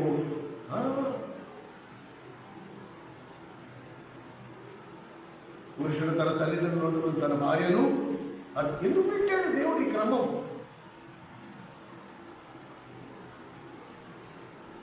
అలా జరిగితేనే ఆ కాపురం స్థిరంగా ఉంటుంది. దాని వ్యతిరేకంగా ఉండి తల్లిదండ్రులు ప్రేమ ఉండి ప్రతి దాంట్లో తల్లిదండ్రులు వేలెట్టి ఆ కాపురం కేలితో ఉంటే ఆ కాపురం స్థిరంగా ఉండదు. ఇది నియమం అంతే. అందుకు మన మందిరంలో ఎంతమంది యవనస్తులు పెళ్లిళ్ళు అయ్యాయో వాళ్ళందరికీ నేను చెప్పిన మొట్టమొదటి పాఠం ఇదే. అటు మగ పిల్లలైనా ఆడపిల్లలైనా పెళ్ళయ్యేంత వరకునే, పెళ్ళయిన తర్వాత నీ భర్తే నీకు సర్వం, నీ భార్య నీకు సర్వం. మీ ఇద్దరు కాపురం మధ్యలోకి మీ తల్లిదండ్రులు రానివ్వద్దు. మీ ఇద్దరి మధ్యలో ఉండే ఏ విషయం కూడా మీ తల్లిదండ్రులకు తెలియపరచద్దు. మీ సమస్యలు మీరే సాల్వ్ చేసుకోవాలి. అలా పాటించిన వాళ్ళందరూ వాళ్ళు హ్యాపీస్. మన కాలేజీలో కూడా సాక్ష్యాలు ఉన్నారు. వాళ్ళ ఫ్యామిలీస్ వెరీ హ్యాపీ, ఆదర్శంగా ఉన్నారు. అనేక వాళ్ళు చూసి అబ్బా భార్యాభర్తలు ఇలా ఉంటే బాగుంది. ఆ సలహాలు, ఆ నియమాలు పాటించిన వాళ్ళు వాళ్ళ లైఫ్ పర్ఫెక్ట్. దేవుడు చెప్పాడు, దేవుడు పెట్టాడు ఈ నియమాలు. ఇది మనము గ్రహించాల్సిన అనుభవం మనందరికీ ఎంతైనా. We have to understand all these things. లేకపోతే మనం ఎదగలేదు. అందుకే మనము జకర్యా గ్రంథం 8వ అధ్యాయం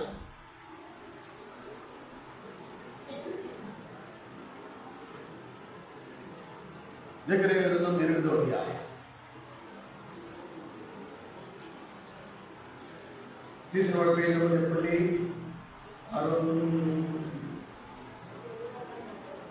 700 జకర్యా గ్రంథం 8వ అధ్యాయం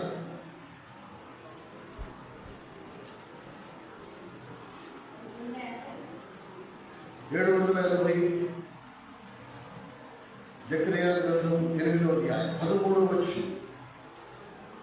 11 వచనాలు ఉన్నాయి. జకర్యా గ్రంథము 8వ అధ్యాయం 13వ వచనం. యూదా వారలారా, ఇశ్రాయేలు వారలారా, మీరు అన్ని జనులలో ఎలాగ శాపగ్రస్తులై ఉంటిరో అలాగే మీరు ఆశీర్వాదకరముగా అగునట్లు నేను మిమ్మల్ని రక్షించును. అంటే శాపగ్రస్తులుగా ఉండిన మిమ్మల్ని నేను ఇప్పుడు ఆశీర్వాదకరంగా మారుస్తా. శాపగ్రస్తులై ఉన్న మిమ్మల్ని నేను మిమ్మల్ని ఆశీర్వాదకరంగా మారుస్తా. కనుక జకర్యా గ్రంథంలో ఇది ప్రవచనం. నేను చేస్తా, నీ అక్కడ మీరు చేసుకోవాల్సిన అవసరం లేదు. పాత నిబంధనకి కొత్త నిబంధనకి ఇదే తేడా. పాత నిబంధన మీరు ఇలా చేయకూడదు, అలా చేయకూడదు, అక్కడికి వెళ్ళకూడదు, ఇక్కడికి వెళ్ళకూడదు, అబద్ధం చెప్పకూడదు. కొత్త నిబంధన ఏమంటున్నాడు? నేను చేస్తా, నేను చేస్తా, నేను చేస్తా, నేను చేస్తా. దేవుడు చేస్తానంటున్నాడు. దాన్ని అర్థం చేసుకోక మనం ప్రయాసపడుతూ ఉంటాను. నేను అబద్ధం చెప్పకూడదు అని నేను ఎంతవరకు ప్రయాసపడతానో అంతవరకు నేను అబద్ధం చెప్తూనే ఉంటాను. నేను కోపగించకూడదు అని నేను ఎంత ప్రయాసపడుతూ ఉంటానో అంతవరకు నేను కోపగిస్తూనే ఉంటాను. నాలో మార్పు రాదు. ఎంతవరకు రాదు? ఎంతవరకు దేవుడు చెయ్యడు అంతవరకు. దేవుడు ఎంతవరకు చేయడు? ఎంతవరకు నేను దేవుని యందు విశ్వాసం ఉంచను అంతవరకు.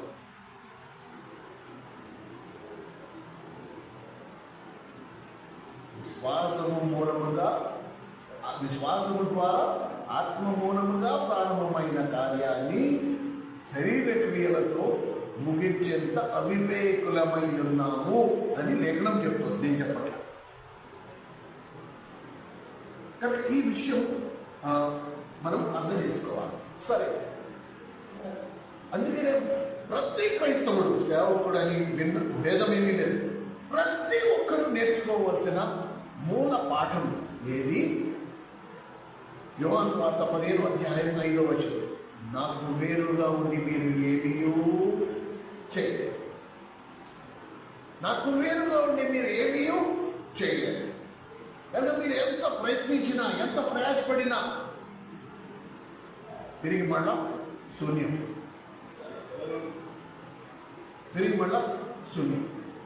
దానివల్ల ప్రయోజనమేమీ లేదు. ఈ పాఠం మనం నేర్చుకోవాలి. ఏ సమస్య అయినా సరే, నీ జీవితంలో ఏ సమస్య అయినా సరే, ఏ కష్టమైనా సరే, ఏ బాధ అయినా సరే, పక్కనే పరిశుద్ధాత్ముడు నిలిచి ఏమంటాడు? నువ్వు ఒక్కడికి ఎందుకు బాధపడుతున్నావు? నేనున్నాను, దా మన ఇద్దరు కలిసి దీన్ని ఎదుర్కొన్నాను. నువ్వు ఒక్కడిగా ఉంటే నువ్వు బాధపడాలి, నేను కూడా ఉన్నాను కదా. టుగెదర్ మన ఇద్దరం కలిసి దీన్ని సాల్వ్ చేసుకుందాం, మన ఇద్దరం కలిసి దీన్ని సమాధానం పరుచుకుందాం, దీనికి ఒక ప్రత్యామ్నాయం ఏదో చూసుకుందాం, దీనికి ఒక సొల్యూషన్ ఏదో ఎత్తుకుందాం. నేనున్నాను, అందరికీ చేద్దాం. ఆ పరిస్థితిలో కనుక లేదు, నా బాధ్యత నేను పడతానంటే పరిశుద్ధాత్ముడు చాలా మర్యాద వస్తుంది. ఎంత మర్యాద వస్తుంటే అలాగా సరిగ్గా.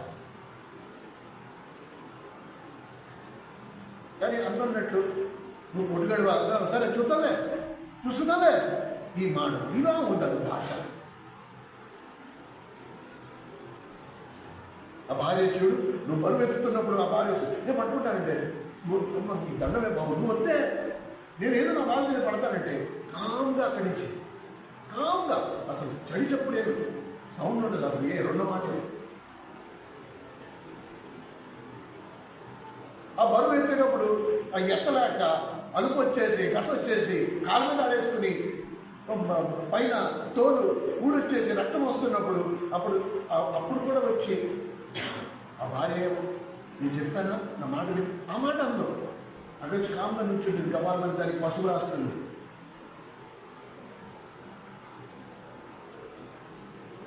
పట్టుకోమంటావా?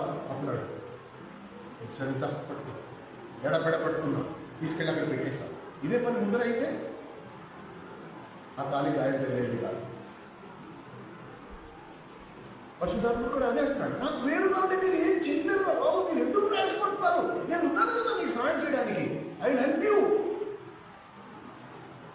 మీకు ఆశ ఉంది, ఆత్మీయంగా ఎదగాలని ఆశ ఉంది, కానీ పద్ధతే రావు. ఎంత మనందరం నేర్చుకోవడం నా వల్ల కాదు, నేను మంచిగా ప్రవర్తించాలనుకుంటున్నాను, కానీ నా ప్రవర్తనలో మార్పు రావట్లేదు. నేను మళ్ళీ అలాగే. ఎందుకు అలాగవుతుందంటే నేను ప్రయాసపడుతున్నా. ప్రభు ఏమంటున్నాడు? నేను చేయాల్సిన పని లేదు, నేను చేస్తా, నేను మార్చుకుంటా, నేను చేసుకుంటా. నేను నాతో ఏకీభవిస్తే చాలు, నాతో సహకరిస్తే చాలు.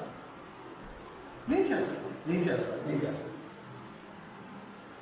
కనుక పరిశుద్ధాత్మకి ఇవ్వాల్సిన గౌరవం, పరిశుద్ధాత్మకి ఇవ్వాల్సిన మర్యాద, పరిశుద్ధాత్మకి ఇవ్వాల్సిన ప్రాముఖ్యత ఎంతవరకు మనం ఇవ్వమో అంతవరకు మనలో ఎటువంటి ఎదుగుదల కనపడదు. చింత తెచ్చినప్పుడు చావనట్టు పాత స్వభావం బయటపడతానే ఉంటుంది. దేవుడు ఏమంటున్నాడు? నీ పాత స్వభావాన్ని పూర్తిగా వేరులతో తీసేస్తా, దైవ స్వభావం, కొత్త నూతన స్వభావం మీకు ఇస్తా. నూతన మాంసం వంటి మెత్తని హృదయాన్ని మీకు ఇస్తా, రాతి హృదయాన్ని తీసివేస్తా. కనుక అది నాకు కావాలో వద్దో నేను సహకరిస్తేనే నాకు వస్తుంది, రాకపోతే నాకు రాదు. కనుక లేఖనాలలో ఈ విషయాలు మనం ఎప్పుడు మర్చిపోదు. ఆయనకున్న పేరేంటి? ఇదే యోహాను సువార్తలో మీరు గమనించండి,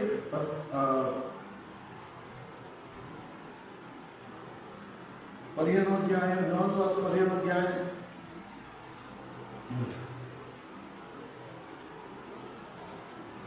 5వ వచనం.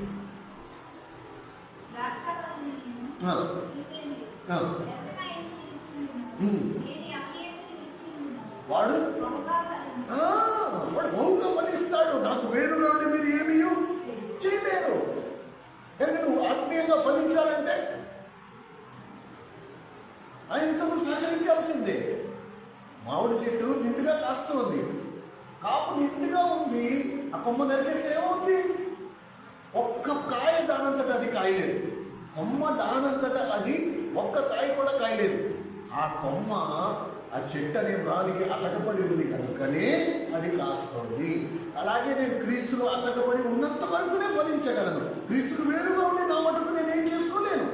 ఈ చిన్న పాఠము నేటి క్రైస్తవ సమాజం అర్థం చేసుకోవట్లే. ఆన్లైన్ ప్రేయర్ చేసేస్తుంది, గొలుసు ప్రార్థన చేసేస్తుంది, వారానికి 4-5 రోజులు ఉపవాసం ఉంటుంది, సువార్తలు చేస్తోంది. ఇవన్నీ ప్రభు లేకుండానే ప్రభు కొరకు చేసే విధంగా కనుకనే ఫలితం లేదు, ప్రయోజనం లేదు. పరిశుద్ధాత్ముడు లేకుండా మరియమ్మ మగబిడ్డల కంటే ప్రయోజనం ఏంటి? మనకి మెస్సిగా కాకుండా, మనకి రక్షకుడు కాకుండా కాలేదు. ఇప్పుడు పరిశుద్ధాత్మతో యేసుక్రీస్తు ప్రభుని ఈ లోకానికి తీసుకొచ్చింది కాబట్టి మనందరికీ రక్షకుడు అయ్యాడు. ఇది తేడా. కనుక ఈ విషయాలు మనము అర్థం చేసుకోవాలి. ఇదే మాట అబ్రహాముతో కూడా తండ్రి అయిన దేవుడు అబ్రహాముతో కూడా అన్నాడు. క్రైస్తవ సమాజం ఎలాంటి ఇప్పుడు చూడండి, మా జాయిస్ అన్నట్టు తండ్రి అన్నప్పుడు ఆ తండ్రికి ఒక తల్లి కూడా ఉండాలి కదా. ఆ తల్లి లేకుండా కుమారుడు ఎక్కడి నుంచి వచ్చాడు అని వాదన కూడా ఉంది. అలా వాదించే వాళ్ళు కూడా ఉన్నారు. వాళ్ళకి ఆ గ్రహింపు లేదు. మీరు తండ్రి అంటున్నారు కదా, ఆ తండ్రికి తల్లి లేకుండా కుమారుడు ఎక్కడి నుంచి వచ్చాడు? తండ్రి కుమారుడు పరిశుద్ధాత్మ అంటున్నారే కానీ తల్లి మాట ఎవరు తీసుకురావట్లేదులే. తండ్రి కుమారుడు పరిశుద్ధాత్మ అంటున్నారు కదా, కుమారుడు ఎలా వచ్చాడు? తండ్రి ఉన్నప్పుడు తండ్రి ఉన్నాడు, కుమారుడు ఉన్నాడు. ఈ తండ్రి కుమారుడి మధ్యలో తల్లి లేకుండా కుమారుడు ఎలా వచ్చాడు? ఇప్పుడు దానికి ఏ సమాధానం చెప్తాం? అలా ఉంటుంది. మీ గ్రహింపును బట్టి, ఒక్కొక్కరి గ్రహింపును బట్టి. కనుక క్రైస్తవులకు వాక్య అవగాహన సంపూర్ణంగా లేకపోతే ఇలాగే ఉంటుంది. విశ్వాసం మూలంగా నాలో రక్షణ కార్యం జరిగింది, దాన్ని నేను విశ్వాసంతో కొనసాగించాలి. ఏంటో విశ్వాసము? నా ప్రభు నాకు వాగ్దానం చేశాడు, నన్ను ఆశీర్వదిస్తానన్నాడు, అనేకులకు నన్ను ఆశీర్వాదకరంగా చేస్తా అన్నాడు. ఇప్పుడు నేను విశ్వాసంతో ప్రభుతో నేను ఏకీభవించి ఆయనకు వేరుగా ఉండి నా మట్టుకు నేనేం చేసుకోలేదు. నేను ఎన్ని ఆన్లైన్ ప్రార్థన చేసినా, నేను ఎన్ని ఉపవాస ప్రార్థనలు చేసినా, నేను ఎన్ని సువార్తలు ప్రకటించేసినా, ఆయన పేరుట నేను ఎన్ని మందిరాలు కట్టించేసినా, మందిరంలో ఎంత పరిచయం చేసినా వీటి వలన ఒరిగింది ఏమీ లేదు. ఎందుకంటే లేఖనం ఏం చెప్తుంది? నువ్వు చెయ్యాలి ప్రభు, నా మట్టుకు నేను ఏమీ చేసుకోలేదు, నీకు వేరుగా ఉండి నేనేమీ చేయలేదు. ఇది మోస్ట్ ఇంపార్టెంట్, అత్యంత ప్రాముఖ్యమైన అంశం. ఈ సత్యాన్ని ఎప్పుడు మనం మర్చిపోవద్దు. అలాగే ప్రభు అన్నాడు, నేను మిమ్మల్ని వదిలి వెళ్ళిపోవుట మంచిది, అవసరం. నేను ఒకవేళ మీతోనే ఉంటే ఇక్కడే ఉండాల్సి వస్తుంది. నేను వెళ్ళిన ఎడల నేను అందరిలో ఉంటా. ఎలా? నేను సాటి అయిన సహాయం, నేను పంపించిన సహాయం, నేను మీ యొక్క ఉన్నప్పుడు మీతో ఉంటా. నేను ఒకవేళ మీ దగ్గర నుంచి వెళ్ళిపోయినప్పుడు అప్పుడు నేను మీలో ఉంటా. రెండింటికి తేడా లేదా? నా దగ్గర ఉండడానికి, నా లోపల ఉండడానికి రెండింటికి వ్యత్యాసం లేదా? చాలా వ్యత్యాసం ఉంది. అందుకనే ప్రభు వెళ్ళాల్సి వచ్చింది. ప్రభు వెళ్ళిపోయాడు కాబట్టి ఇప్పుడు సాటి అయిన సహాయం పంపించినందున ఇప్పుడు ప్రభు ఎక్కడున్నాడు? నాలో ఉన్నాడు, నీలో ఉన్నాడు, ఆమెలో ఉన్నాడు, ఆయనలో ఉన్నాడు, అన్ని చోట్ల ఉన్నాడు. కానీ ప్రభు ఒక శరీరధారిగా ఉన్నట్లయితే ఎవరి దగ్గర ఉండేవాడు? ఆ 12 మంది శిష్యుల దగ్గర ఉండేవాడు. నీ దగ్గర లేడు, నా దగ్గర లేడు. ప్రతి చోటికి వ్యక్తిగతంగా వెళ్ళాల్సి వచ్చేది. నిన్ను వదులుకుంటేనే నా దగ్గరికి రాగలడు, నన్ను వదులుకుంటేనే నీ దగ్గరికి రాగలడు. కనుక ఒక చక్కటి సదుపాయం చెప్పాడు. ఏమన్నాడు? నేను వెళ్ళిన 16వ అధ్యాయం, యోహాను సువార్త 16వ అధ్యాయం, ఒక పేజీ తిరగండి, 5వ వచనం. ఇప్పుడు నన్ను పంపిన వాడి వద్దకు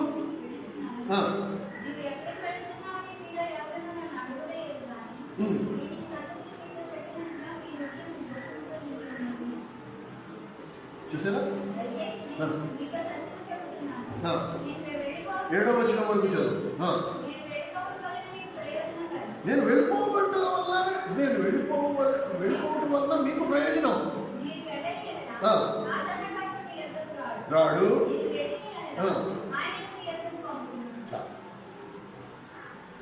నేను వెళ్తేనే మీకు ప్రయోజనం, నేను వెళ్ళకపోతే ఆదరణకర్త మీ అందుకు రాడు. సాటి అయిన సహాయం మీకు లభించదు. ప్రియమైన సోదరుడా సహోదరి, అపోస్తలుల కాలంలో జాగ్రత్తగా వినండి, మళ్ళీ అప్పుడే మీకు అర్థమవుతుంది. అపోస్తలుల కాలంలో యేసుక్రీస్తు ప్రభు అపోస్తలులకి ఏమై ఉన్నాడో ఇప్పటి కాలంలో పరిశుద్ధాత్మ మనందరికీ అట్టివాడై ఉన్నాడు. మళ్ళీ చెప్తున్నాను, జాగ్రత్తగా వినండి. యేసు ప్రభు లేకుండా అపోస్తలులు ఎలా ఉండేవారో పరిశుద్ధాత్మను లేకుండా నువ్వు నేను అలాగే ఉన్నాను. యేసుక్రీస్తు ప్రభు ఉండటం వలన అపోస్తలులు ఎంత శక్తివంతమైన పరిచర్య చేశారో ఇప్పుడు పరిశుద్ధాత్మ ఉండటం వలన నువ్వు నేను అంత శక్తివంతమైన పరిచర్య చేయగలం.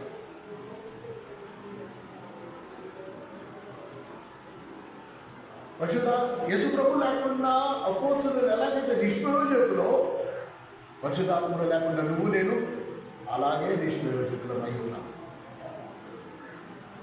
యేసు ప్రభు వాళ్ళతో ఉన్నప్పటికీ తోమా ఏమన్నాడు? చూడకుండా నేను నమ్మను. కానీ ప్రభు వాళ్ళ దగ్గరికి వచ్చి ఏమన్నాడు? తోమా, నువ్వు చూసావు కాబట్టి నమ్మావు. కానీ నేను నీకు చెప్పినది ఏమనగా, చూసి నమ్మిన వారి కంటే చూడకుండా నమ్మిన వారే ధన్యులు. కనుక నువ్వు నేను అపోస్తలుల కంటే ధన్యత కలిగి ఉన్నవారు. ఇది నేను చెప్పట్లేదు, మీకు ఒక మాట చూపిస్తాను చూడండి. యోహాను సువార్త 20వ అధ్యాయం.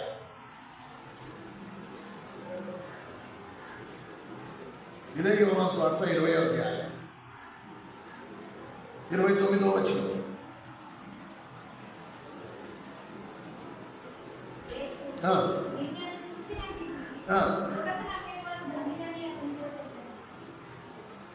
చూడకూడదు, మనం ఇప్పుడు చూడలేదు, కానీ ఆయన నమ్ముతున్నాం. యోహాను తోమా చూసి నమ్మలేదు. నేను చూడకుండా నమ్మనన్నాడు. కనుక ప్రభు తోమాతోనే ఉన్నాడు. తోమా, నువ్వు చూసావు కాబట్టి నమ్ముతున్నావు, కానీ చూడకుండా నమ్మిన వారు ధన్యులు. మనం ప్రభుని చూడలేదు, కానీ ప్రభునందు విశ్వాసం ఉంచిన వారు. 1 పేతురు రాసిన పత్రిక 1వ అధ్యాయం. అందుకనే మనకి ఎలా ఉండాలి? ఇది కొలత. అనుభవంలోకి వచ్చామో లేదో అనడానికి ఇదే కొలత. ఇది ఒకటి గుర్తుంచుకోండి, ఇది కొలత. ఇది ఒకవేళ మీరు అనుభవిస్తున్నారు అంటే మాత్రం 1 పేతురు రాసిన పత్రిక 1వ అధ్యాయం 8వ వచనం, 214 పేజీ. అందరూ తీయండి. ఈ వచ్చిన మనం ఉందో లేదో జాగ్రత్తగా చూసుకోండి.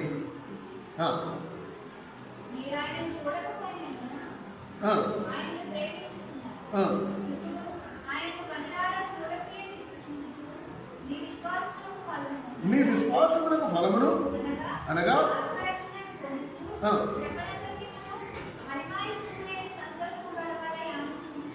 అది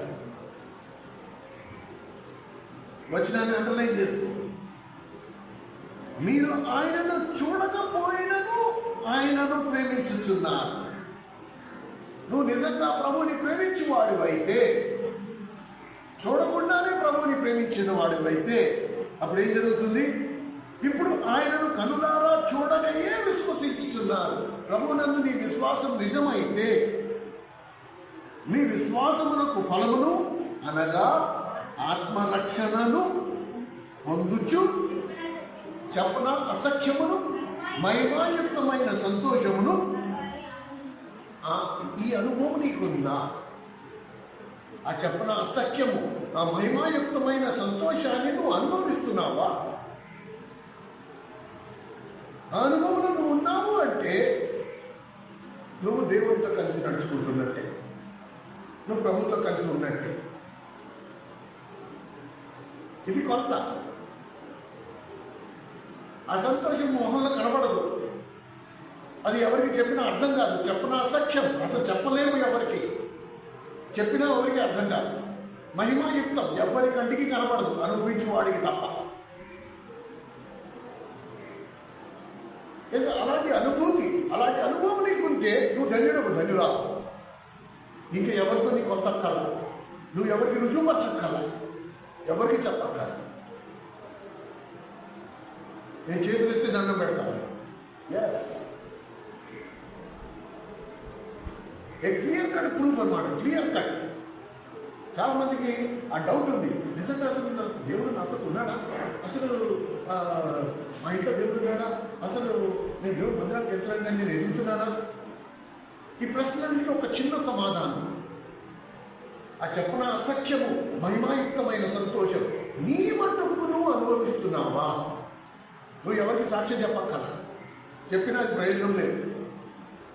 ఎందుకంటే ఇది చెప్పన అసఖ్యం. ఆ ఆనందం గురించి నువ్వు ఎవరికి చెప్పడానికి నీ దగ్గర మాటలు లేవు, చెప్పినా వాడికి అర్థం కూడా కాదు. అది మహిమాయుక్తం, అది గడ్డి కనిపించదు, అనుభవించి వాడికి తప్ప. మసాలా చెంచాడు చక్కెర నాలుగు మీద వేసుకుని ఎంత తీయగా ఉందంటే ఏముంటుంది దానికి సమాధానం? అమ్మ చక్కెర నోట్లో ఎలా ఉంది అంటే ఏమంటావు? అన్న తీగా ఉందన్నా. ఎంత తీగా ఉంది? అది గడ్డి కనబడదు. ఎలా చెప్తాను? కేజీ తీగా ఉందా, 2 కేజీలు తీగా ఉందా, 10 కేజీలు తీగా ఉందా, ఇంత తీగా ఉందా, ఇంత తీగా ఉందా? నేను ఎలా చెప్పినా అది అర్థం కాదు. తీగా ఉందంతే. ఎంత తీగా ఉందంటే అదేంటన్నా అలా అంటారు. అరే ఎంత తీగా ఉందో చెప్పలేవా అంటే చెప్పలేను. ఎందుకు? మహిమాయుక్తం. అది అనుభవించి వాడికి మాత్రమే తెలుస్తుంది ఎంత తీగా ఉందో.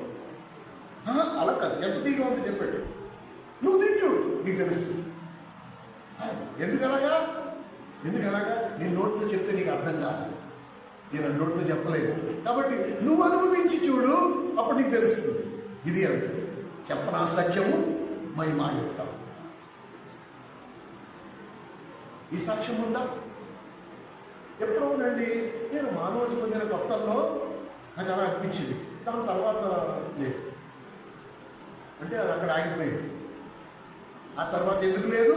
శరీర క్రియలతో నేను దాన్ని ముగించడానికి ప్రయత్నిస్తా ఫెయిల్ అయ్యి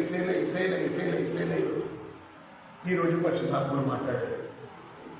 ఈరోజు దేవుడు ఆ మర్మాన్ని విప్పి చెప్పాడు. నా వల్ల జరిగేది కాదు, నేను 5,000 ఒకటి ఏమీ చేయలేదు. ప్రభావ నువ్వు చేస్తానన్నావు, చేయి. నువ్వు నన్ను పరిశుద్ధపరుస్తానన్నావు, పరిశుద్ధపరచు. దానికి ఎంత క్రైమ్ అయిందని చెల్లించడానికి సిద్ధం. డాక్టర్ గారు మీరు ఏం చేయాలో మీరు చెయ్యండి. ఎంత మరి ఆపరేషన్ అండి చాలా బాధాకరంగా, చాలా నొప్పి ఉంటుంది. మరి నొప్పి భరించాలి.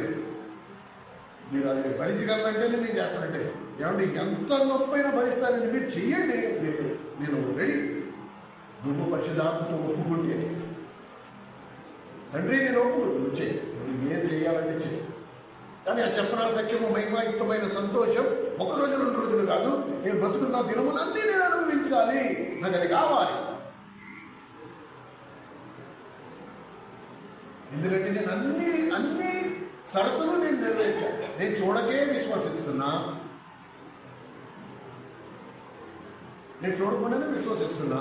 లేఖనం చెప్పిన ప్రకారం, నా ప్రభు చెప్పిన ప్రకారంగా తోమా అపోస్తలుల కంటే నేను ధన్యుడను. నేను చూడకుండా నమ్ముతున్నాను. కాబట్టి అలాంటప్పుడు ఆ చెప్పన సఖ్యం మహిమాయుక్తమైన సంతోషం నేను అనుభవించకపోతే ఎక్కడ లోపం ఉన్నట్టు? ఎక్కడో నేను విశ్వాసాన్ని వదులుకుని శరీర క్రియలతో ముగిస్తున్నా. ఉపవాసాలు ఉంటున్నా, ప్రార్థనలు చేసేస్తున్నా, సువార్తలు చేసేస్తున్నా, బైబిల్ చదివేస్తున్నా. ఇవి చేయకూడదని నేను చెప్పట్లా. కానీ ఈ శరీర క్రియలు చేయటం వలన మాత్రం నీకు ఆ చెప్పన సఖ్యం మహిమాయుక్తం. ఎందుకంటే ఆయనతో లేవు మనం. యేసుక్రీస్తు అనే ద్రాక్షవల్లిలో నేను అతకపడి ఉన్నప్పుడు అప్పుడు నేను బహుగా ఫలిస్తా, మామూలుగా కాదు. ఈరోజు ఫలించట్లేదంటే సింపుల్, దాన్ని ఎవరు చెప్పక్కల. చిన్నపిల్లలు కూడా చెప్తారు, అసలు అందులోనే లేవు నువ్వు. మరి ప్రతిరోజు మందిరానికి వెళ్తున్నాం, బైబిల్ నా చేతిలో ఉంటుంది, రోజు బుద్ధి దులుపుకుంటున్నా, రోజు చదువుతున్నా, రోజు ప్రార్థన చేస్తున్నా. ఇవన్నీ శరీర క్రియలే. ఎందుకు శరీర క్రియలు? ఆయనకి వేరుగా ఉండి చేస్తున్నాం కాబట్టి శరీర క్రియ. ఎప్పుడైతే ఆయనలో ఉండి చేస్తామో ఇవి ఆత్మకార్యాల కింద మారిపోతాయి. నేటి క్రైస్తవ సమాజం ఆయనకి వేరుగా ఉండే చేస్తుంది కాబట్టి ఫలితాలు లేవు. అచపరా సఖ్యము మహిమాయుక్తమైన సంతోషం. భక్తి గారు రాసిన సాక్ష్యంలో ఆ మాట మీరు చదువుతారు. The Joy unspeakable, full of glory. అది ఈరోజు మనందరిలో ఉండాలి. ఎందుకు లేదు? కనుక పునర్విచారణ చేసుకోవాలి. ప్రభా, ఇన్ని రోజులు నేను ప్రయాసపడ్డానేమో, ఈరోజు నాకు అర్థమైపోయింది. నా మటుకు నేనేం చేసుకోలేదు, నా అంతటి నేనేం చేసుకోలేదు. కాబట్టి ఇప్పుడు నేను నీ మీద ఆధారపడతాను. నువ్వు చేస్తానన్నావు, చెయ్యి. ఇదిగో నువ్వు ఇచ్చిన చెక్ నీ దగ్గరికి తీసుకొచ్చా, దీని డబ్బు కింద మార్చి ఈ చెక్కుని విడిచి మార్చి ఆ చెక్కులో ఉన్నది నాకు ఏముంది? ఆ చెక్కులో చెప్పనా సత్యము, ఆ మహిమాయుక్తమైన సంతోషం. నాకు అనుభవించే ఇప్పుడు కావాలి. నువ్వు ఇస్తానన్నావు కదా, నువ్వు ఇస్తానన్నది నేను అడుగుతున్నా. నా మటుకు నేనేం కోరుకుంటా, నాకు అదే కావాలి. అప్పుడు ఇస్తాను, అప్పుడు ఇస్తాను. మీ అందరిగా స్వభావమే మారిపోద్ది. ఆయన నిన్న మొన్న ఆయన సంతోష్ పూనన్ గారు క్లిప్ చూస్తూ ఒక వీడియో క్లిప్ చూస్తుంటే ఆయన అంటున్నాడు, క్రైస్తవులు 2 రకాలుగా ఉన్నారు. ఎప్పుడైతే మనం అక్కడికి వెళ్తామో అక్కడ లేఖన ప్రకారం ఏం రాస్తుంది? మనకి కిరీటాలు ఇవ్వబడతాయి. సరేనా? స్పందన చూడు, స్పందన ఎలా ఉంటుంది, ఒక్కొక్కటి స్పందన. కిరీటాలు ఇవ్వబడతాయి. కనుక ఈ కిరీటాలు నిజంగా పట్టుకొని ఇప్పుడు నీకు ఒక కిరీటం వచ్చింది అనుకున్నా, మానవుడు అయితే ఎలా ఉంటుంది? ప్రభువే ముందుకు వచ్చి నీ తల మీద కిరీటం పెట్టాడు. జాగ్రత్తగా వినండి. ప్రభువే నీ తల మీద కిరీటం పెట్టాడు. వెంటనే కిరీటం పెట్టిన తర్వాత మన స్పందన ఎలా ఉంటుంది? కిరీటం పెట్టేశాడు. వెంటనే మన మనసులో వచ్చే కోరిక ఏంటి? ఎక్కడైనా అర్థం ఉందా? ఈ కిరీటం వస్తే నా తల మీద ఎలా ఉంది? కరెక్ట్గా ఉంటుంది, వంకరగా. ఇలా కొంతమంది ఉంటారు. కానీ కొద్దిమంది ఎలా ఉంటారు తెలుసా? ఆయన కిరీటం పట్టుకుని నీ తల మీద నీ దగ్గరికి వచ్చినప్పుడు ఆ చూపు ఎక్కడుంది? ఆయన చేతి రంధ్రం మీద ఉంది. నా జాస కిరీటం మీద లేదు. నా జాస ఆయన పెడుతున్నాడా, ఇలా ఇలా పెట్టి తీసేసాడని నా జాస అనేది లేదు. నా జాస ఎక్కడుంది? ఆయన చేతి రంధ్రం మీద ఉంది. ఇప్పుడు నా ఆనందం హద్దులు లేవు అసలు. నేను నా ప్రభుని కనులారా చూచితిని. So I'm not interested. నాకు ఆ కిరీటాల మీద ఆసక్తి లేదు. నా ప్రభుని నేను చూసానా లేదా? ఆ చేతి రంధ్రాన్ని చూస్తే నా ప్రభువుని చూసినంత ఆనందమే నాకు. నిలువెత్త నా ప్రభు నాకు ఎదుర్కొన్నా ఉంటే ఇక నా పరిస్థితి ఏంటి? ఆ చేతి రంధ్రాన్ని చూసే నాకు జీర్ణం కావట్లే. నా కళ్ళు సరిపోవట్లేదు ఆయన్ని చూడ్డానికి. అంటే ఒక్కొక్కరి స్పందన దేవుని పట్ల ఒక్కొక్కరికి ఉన్న ఒక్కొక్క స్పందన ఎలా ఉంటుంది? అక్కడికి వెళ్తే నేను ఏం చేయాలి? నేను నా ప్రభుని ఎలా పోల్చాలి? ఆ కిరీటం పెట్టుకుంటే అర్థంలో నా కిరీటం బాగుందా లేదా అది చూసుకుంటానా?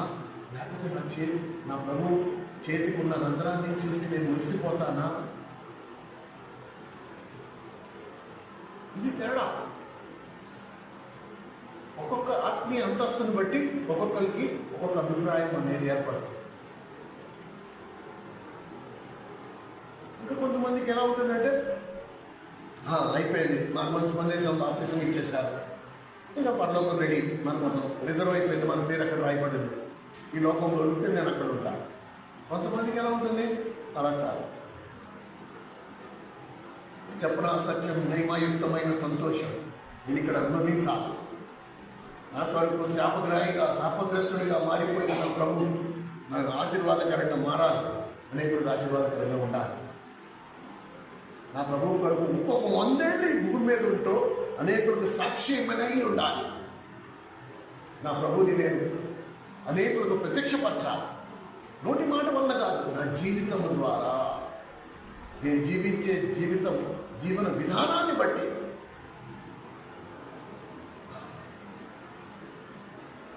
బోధనని బట్టి కాదు,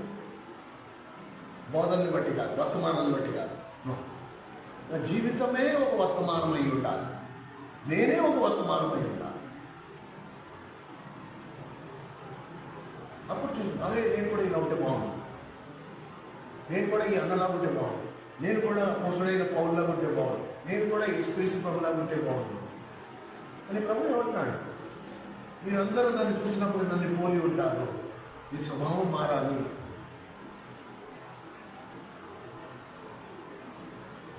ప్రార్థన చేసుకున్నాను, దయచేస్తున్నాను.